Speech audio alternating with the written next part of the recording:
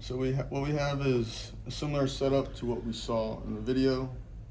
This is the same insert that you had clamped with the fiber adapter. Really, you should maybe be using the UVG inserts that you have. You can see the ferrule sticks out a lot more. That just makes the whole adapter a lot more stable. As opposed to this, if you look underneath, there's not much ferrule protrusion, which leads to a little wobbly of the fiber adapter.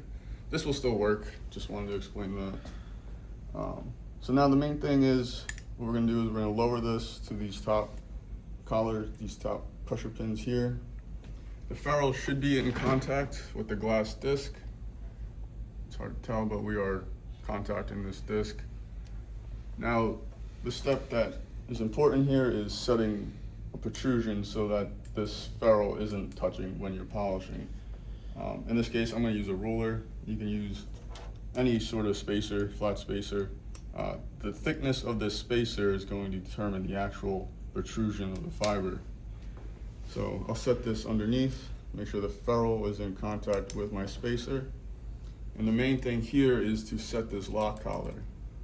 So once this spacer is underneath, you lower this lock collar till it touches this pressure bar, and you can lock it into place. Now when you remove this spacer, you can see here, now there's a space between the ferrule and the polishing plan.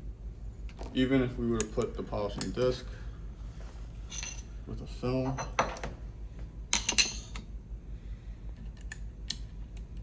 you can see that there's still a space for the fiber to protrude. Be able to zoom in with the handle.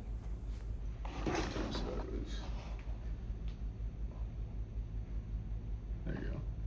Now with the roller, you would then advance the fiber down to your polishing surface, and then once you're in contact, you can then polish the fiber. And as material gets removed, you can continue to advance the fiber down to the polishing surface.